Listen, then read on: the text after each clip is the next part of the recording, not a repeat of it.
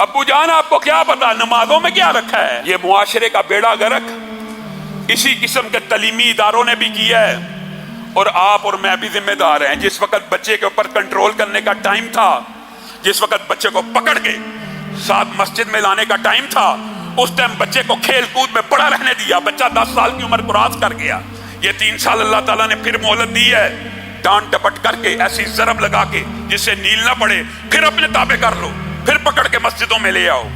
نہیں، اس وقت تم نے اور میں نے خیال نہیں کیا۔ آج ہم روتے ہیں کہ بچے نافرمان ہو گئے ہیں، بچے نمازیں نہیں پڑھتے۔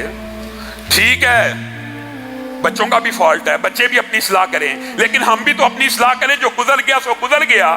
جن کے پاس ابھی یہ موقع ہے، جن کی زندگی میں ابھی بچے آنے ہیں، وہ تو سمجھیں کہ 7 برس کی عمر سے بچوں کو ساتھ لے کے آنا مسجد میں، اور 10 سال کی عمر کے بعد ضرب بھی لگانی ہے۔ جو جی چاہے کوئی کہتا رہے فلاسفر، عقلی اور منطقی ہاتھ نہیں لگانا۔ میرا بیٹا ہے، میری مرضی ہے، میں اس کو مسجد میں لے کے آؤں گا، لے کے آنا ہے۔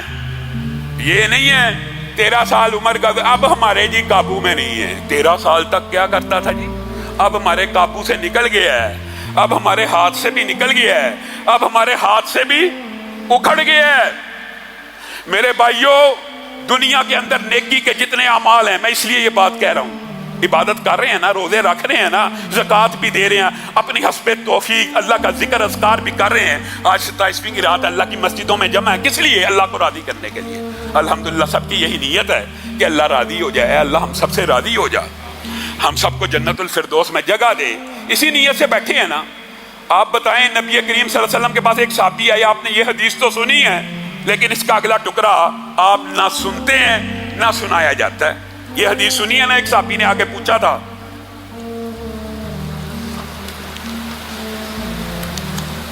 کیا پوچھا تھا؟ اللہ کے رسول، میں صرف نماز پڑھوں گا، میں صرف روزے رکھوں گا، میں صرف اگر زکوٰۃ کبھی صاحب نصاب ہوا تو زکوٰۃ ادا کروں گا۔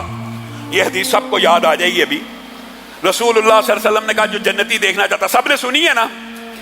دیکھو اس بندے کو، دیکھو یہ جنت میں چلا جائے گا، صرف یہ کہا تھا؟ نہیں، یہاں تک تو بات سب کو یاد ہے، اگلی بات بھول گئے۔ نبی کریم صلی اللہ علیہ وسلم نے یہ کہا تھا، یہ بندہ جنت میں، صرف جنت میں نہیں جائے گا، بلکہ کیا، یہ بندہ یا اس جیسے لوگ سارے کے سارے جو یہ 3 عمل کریں گے، کل قیامت کے دن کہاں ہوں گے؟ نبیوں کے ساتھ، شہیدوں کے ساتھ، صدیقین کے ساتھ، اور اولیاء اور صلحاء کے ساتھ۔ ساتھ میں ایک شرط لگائی تھی، وہ شرط ہم بھول گئے، بشرط یہ کہ اپنے والدین کی اطاعت کرنے والا ہو، بشرط یہ کہ اپنے والدین کی اطاعت کرنے والا ہو۔ گویا اس حدیث سے مفسرین نے لکھ دیا ہے کہ نیکیوں کو برباد کرنے والے اعمال میں سے جہاں ریاکاری ہے، نیکیوں کو برباد کرنے والے اعمال میں جہاں تنہائی میں گناہ کرنا ہے، وہاں پہ نیکیوں کو برباد کرنے والے اعمال میں سے ایک عمل یہ بھی ہے، انسان اللہ کے سامنے تو نیکیوں کے پہاڑ کھڑے کرے اور ماں باپ کا نافرمان ہو جائے اور ماں باپ کی اطاعت نہ کرے۔ رسول اللہ صلی اللہ علیہ وسلم نے کہا، اللہ کی رضا اس میں ہے کہ تیرا ماں باپ تجھ سے راضی ہو، اور اللہ کی نافرمانی اس میں ہے کہ تیرا ماں باپ تیرے سے ناراض ہو۔ مجھے بتائیے وہ کون سی، میں تو کہتا ہوں یہ عبادت ہے۔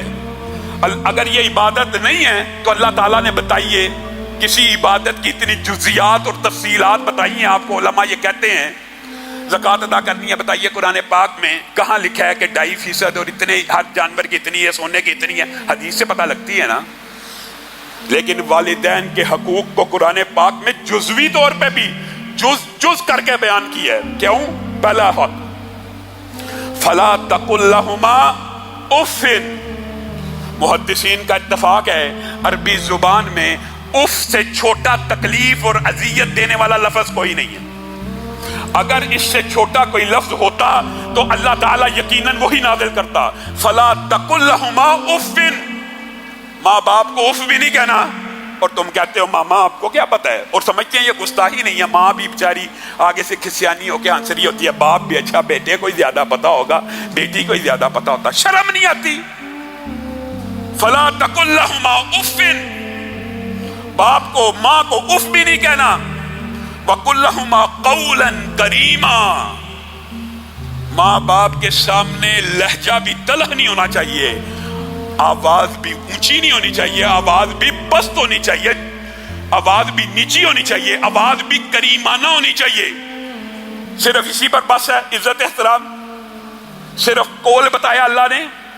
اللہ تعالیٰ نے ماں باپ کے سامنے کھڑے ہونے کی کیفیت کو بھی جزوی طور پہ قرآن پاک میں بیان کیا۔ بتائیے کون سی عبادت کو اس طرح بیان کیا گیا؟ وَاخْفِضْ لَهُمَا جَنَاحَ الذُّلِّ مِنَ الرَّحْمَةِ۔ بڑے بد نصیب ہیں وہ بچے، اللہ ان سب کو ہدایت دے جو اپنے ماں باپ کے سامنے کھڑے ہوتے ہیں تو قرآن کے اس حکم کو فراموش کر دیتے ہیں۔ اللہ تعالیٰ کہہ رہا ہے ماں باپ کے سامنے بولنے کی بات نہیں ہے، بولنے کی تو گزر گئی کہ کریمانہ بولنا ہے، اف نہیں کہنا، کھڑے کیسے ہونا ہے؟ وَاخْفِضْ لَهُمَا جَنَاحَ الذُّلِّ، اپنے کندھوں کو جھکا کے کھڑے ہونا ہے، با ادب کھڑے ہونا ہے۔ بتائیے اللہ تعالیٰ نے کس عبادت کے اندر اور اس کیفیت کا اور حیت کا ذکر کیا ہو؟